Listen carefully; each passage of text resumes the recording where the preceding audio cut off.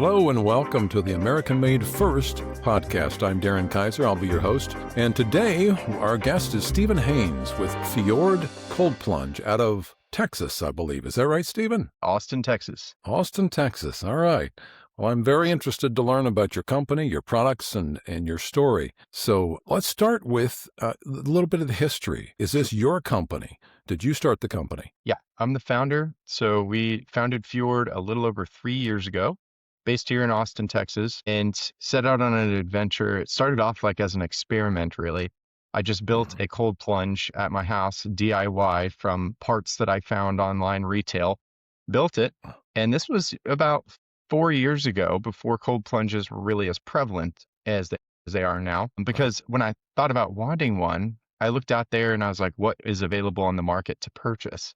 And either everything was, really expensive, or, it didn't have a good reputation. And so I thought I'm just going to build my own, and I did.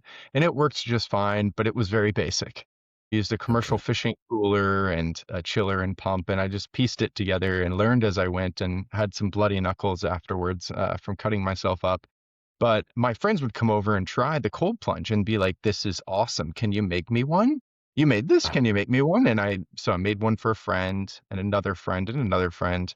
Then started getting phone calls from their friends. And at the time I was working in oil and gas consulting, which is actually tied into the name Fjord. We can talk about that later if you'd like. But I just was starting to make enough money with this that I quit my other job and said, I'm going to give myself 1 year as a psychological safety mechanism to say, this is an experiment we're going to do. And ventured into it. And the next year and a half was a process of failure, learning, trying parts that didn't work, and essentially R&D, just coming up with the product. So it took us the first half of the life of the company so far just to get the product right, which meant going American made. Instead of what I was doing at the beginning was trying to source from China. It was a lot more affordable that way, as you can imagine, and a lot more plug and play. You don't have to touch the product. It just arrives ready. So we went American made, and it's been our focus is really reliability, durability.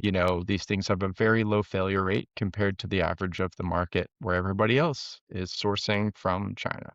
Good to know. See, I didn't even know until maybe a couple of years ago that cold plunge pools were an actual product. I thought people were just filling horse tanks with water, throwing a bunch of ice in it, and dunking themselves. Yeah, that works too. But they have become so much more popular. I've heard many people talk about part of it as a health regimen, part of it as a discipline. I believe Tony Robbins has talked about cold plunge. That's right. A lot of people are into cold plunge now. Tell me about some of the benefits, health benefits. I know that, the discipline end of things, the psychological end of things, doing something hard in the morning, there's some benefit to that. But what are some of the physical benefits of a cold plunge pool? Starting with the most obvious, people have been using it as an athletic recovery tool for, a long time, right? A lot of colleges and professional teams will have an ice bath, and that's something that the players get used to doing after a big practice or a game, because it reduces what's called delayed onset muscle soreness. You get sore, you get a buildup of lactic acid after a workout. And so getting into the cold water actually does a process of vasoconstriction and vasodilation. It moves the lymph and the blood around the body. It's almost mimics exercise, similar to what a sauna would do. And by doing that, it reduces soreness. So you got that. That's kind of the obvious one that people think of.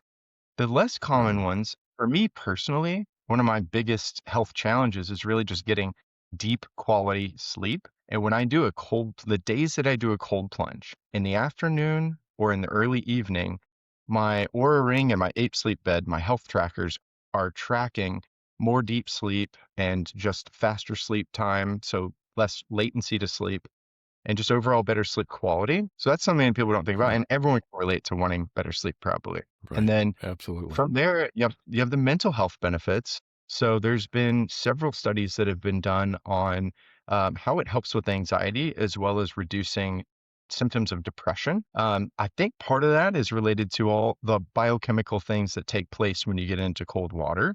You get a dopamine release, you get a release of norepinephrine, endorphins, feel good. You're motivated afterwards, and that is clean, and it doesn't require drugs or any sort of stimulants. It's just natural and clean, and people have been doing it for centuries. I love your story about making one for yourself, and then a friend wanted one for themselves, and it kind of organically grew from there to the point where you say, "Hey, I really got something here." But I love the fact that you were really making an effort to concentrate on being American made. I'm not naive. I know that, we are in a world economy, and it's very difficult to even the United States to build a product sometime that's completely American made. But I just think it's important to support our economy, to support our fellow citizens, fellow countrymen, our friends and neighbors, to try to build a product and try to buy products that are predominantly American made. What are some of the differences that you see between your American made product, and you mentioned a lot of the competitors are sourcing from mostly China. What are some of the benefits that the buyer would have for buying a product from you versus something maybe a little less expensive from China? Yeah.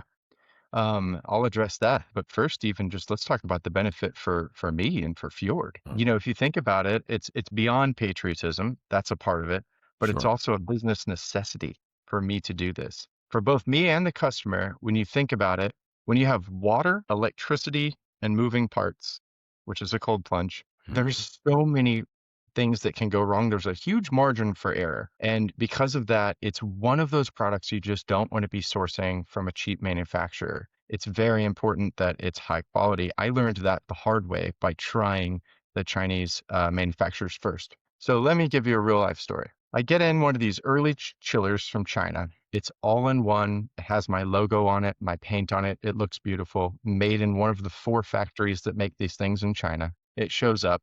It goes bad in about 3 weeks. I open it up. It was shooting water everywhere from inside the machine. So I open it up and I was appalled at what I saw inside the Mm, machine. Simple things like instead of using metal hose clamps, stainless steel hose clamps to keep the hoses mhm, on, they were using mhm. little plastic zip ties that they had cut off. Not an expensive trade up, but No. it caused entire failure of a machine. Yeah. And it gets down to the compressor quality, the heat exchanger, the evaporator, all the main components are very vulnerable to heat, to water, to electricity, to the movement of pressure. And in that environment, there's just a necessity for high quality. And I wish you could get high quality machines at a decent rate from overseas. Maybe be doing that, but you just can't, not in this world of cold plunging. You have to go Okay. American. So that's Huh. why, and of course, for our customers, that means if you're a gym owner or a wellness center and you've got one of these in there, your customers aren't Oh, complaining. You don't have downtime. The machines yeah. aren't out for 6 to 10 weeks at a time. And if you're Right. at home, it doesn't interrupt your regular routine of, this is how I start my day or this is how I end my day. And you're a better person for your friends, for your family. You're showing up better at work when you have all this energy and motivation and you're healthy. So really the foundation, of really our individual lives is really a lot about being healthy and aware and also having some semblance of routine. So having a product like ours that stays working longer than others is really important. Yeah, absolutely. Now, you said a product like ours. Tell me a little bit about your company. Is it you and a few employees, or how much have you grown in this 4 years? Yeah, we've kept the team pretty small. So it's myself. I have an amazing guy that was actually here right before we recorded this podcast who does operations and marketing, but his background is AI. He's an AI wizard and he's Mhm. very good. We also have one of the most talented cold plunge engineers that I got really lucky to meet at a conference about 2 years ago. And we decided to work together. He was the founder of another cold plunge company. So anyways, we got that. And then, we work with an agency that helps us with PR and marketing. So, it's a small, scrappy team. We're all really dedicated. Mm. And, it means a lot to run your own company, right? Because then Yes, you get to surround yourself with the best and brightest, the people that you like to work with. right. What are your now currently you operate at one location and you ship your products to your customers wherever they may be. Is that correct? That's correct. Yes. So although I'm based in Austin, the majority of our sales are not in Texas. We'll ship all over the nation. Mm. We've even shipped internationally, but we do have a lot of customers as well in the Texas area. And I think I was looking at your website earlier. You have some very big names in business that you have as customers, it appears. You've got a kind of a push to be involved with business to help the businesses with their employees and their, I guess, their mindset and their health and such. What are some of those relationships that you've developed over the last few years? One of my favorites is a relationship that we set up last year with billionaire Jesse Itzler, Huh. him and Deb Levesque. So we partnered with them on their annual premier wellness festival called Running Man. It's in September. We did it last September. We've signed up to be their partner again this year. Jesse and I have been developing a relationship. He actually bought a cold plunge from me for one of his personal houses as well. So that's been a really fun one. He's a mover and shaker and just someone that's really interesting to work with. From there, we've got a number of influencers as well that love our product and that rep for us and that with us and that have the product. Ryan Rivard, Lindsay De Aguila, Animal Based Bay, Justin Nault, Josh Trent, who also has a podcast called Wellness Mm, Wisdom.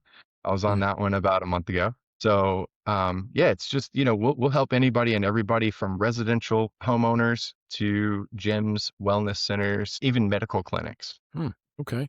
And one of my hopes that this podcast will reach is kind of to develop into a club, you might say, a club of small businesses and entrepreneurs that are working here in the United States, um, that might collaborate a little bit back and forth. So, if you don't mind, give me some of your struggles. What are some of the things that you've had to overcome, or maybe some things that you're frustrated with now? Things that problems you're trying to solve.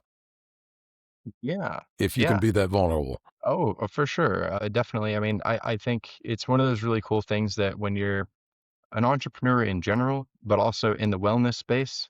And living in Austin, we're surrounded by like this wellness culture here. It's a very good place to start a wellness business. And we all have kind of this mindset where it's like we're collaborative, not competitive for the most part. About Huh. 90% of people. So very cool people. And one thing I've learned through that is just how you prompted me just now, right? Like, let's be vulnerable and honest with each other. We can see right through it if you're not. For us, our biggest challenge has been on the manufacturing and R&D side, just getting a quality product. That took us a year and a half. I Mm, wish it took us 2 months. And yeah. so that would allow us to get to business a little faster, but it was really important to get it right. And after going through it, it now makes sense to me why 95% of other cold plunge companies don't do that and go through that manufacturing process and sourcing things the hard way. So Mm, I would say manufacturing and sourcing has been a challenge that we've mostly overcome now. And then from there, it's finding people to work with you who truly believe in you and believe in the brands and that care. Because, mm, you know, I get a I get 14 emails a week, and get approached by people pretty often that are trying to be a partner and do business and be a contractor. And I've tried some of mhm, those. And what I learned is, the challenge is like, hey, some people are in it just for the contractual transactional paycheck for the relationship. And they're not thinking about you off hours. They're not going overboard and coming up with innovative, right. proactive ideas. So when you find someone really, really good, I mean, that's a blessing. You hire them and you keep them. Someone that wants to be a part of the team, not just, like, as you said, collecting a paycheck. Yeah, Yeah. totally. Yeah, I heard a story many, many years ago about two gentlemen that started working for a railroad 100 years ago, and eventually down the line, one of them became CEO of the company, and the other one was still working at the entry level, and they bumped into each other, and the guy says, "We started the same day. Now you're CEO. What's the difference?" He said, "Well, the difference is you came to work for a paycheck. I came to work for the railroad. It That's was great. it was the mindset." So yeah, you're looking for someone that's invested, that wants to see you do well. In addition, everyone needs to do well. It needs to be a win-win situation. Yeah.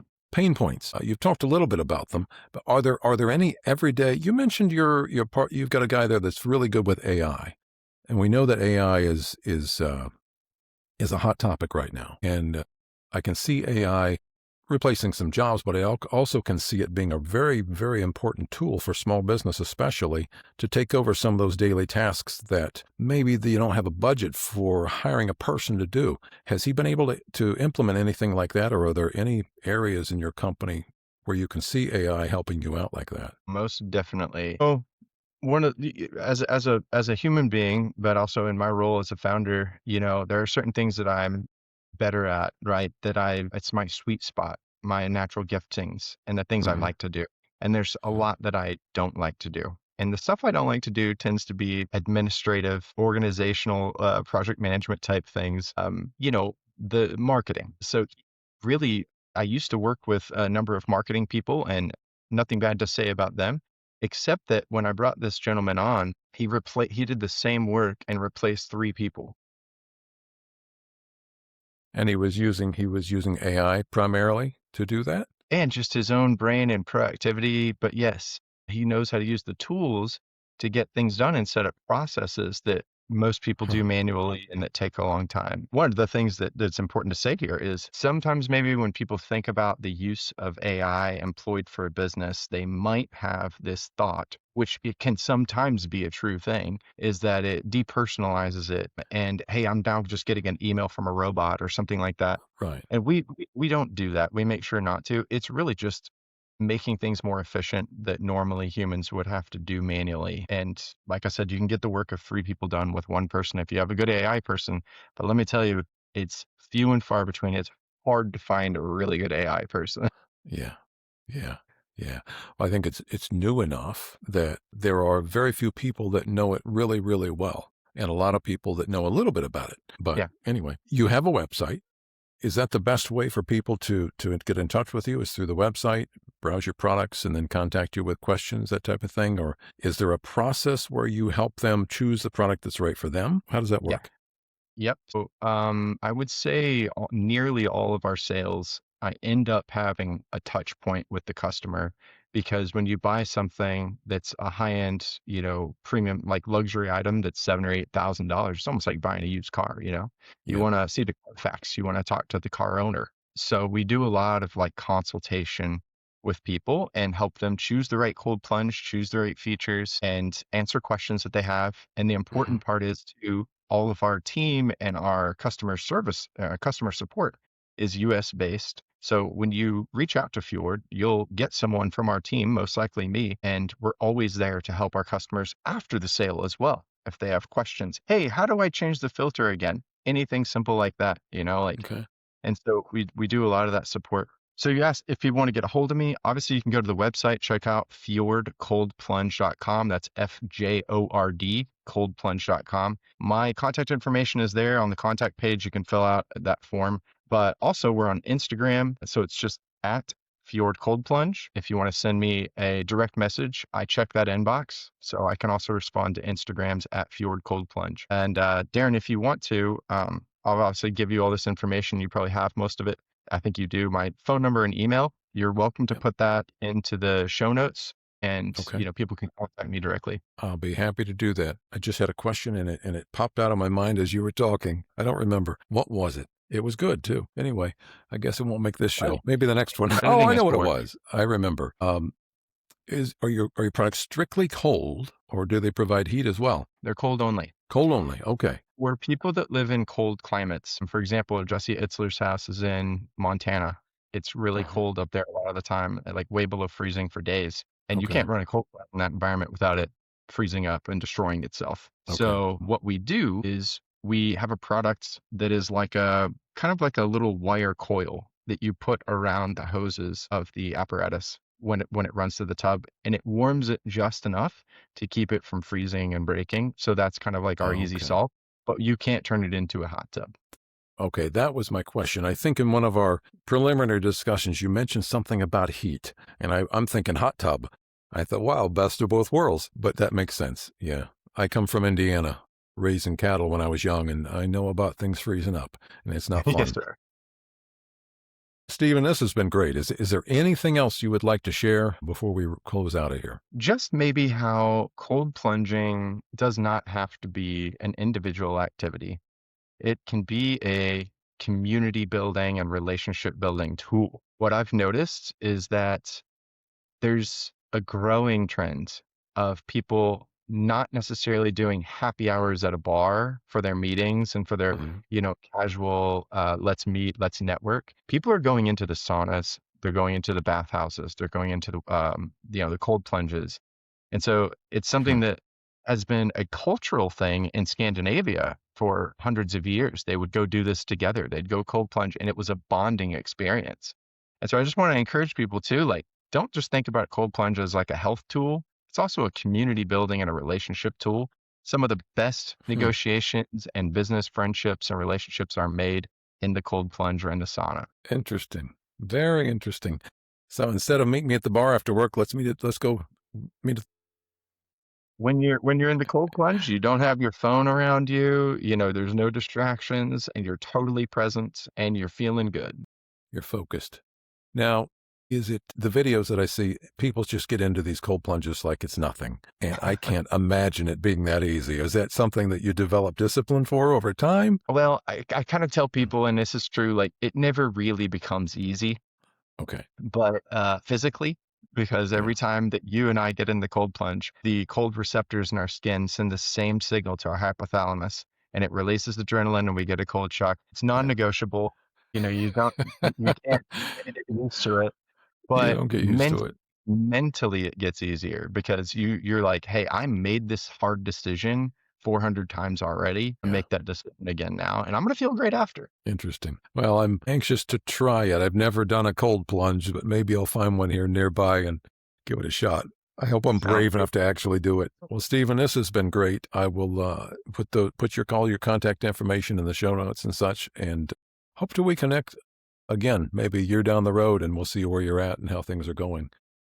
Let's do it. Stay in touch. In the meantime, thank you for tuning in. And if you're looking for a cold plunge, please contact Stephen and think American made first.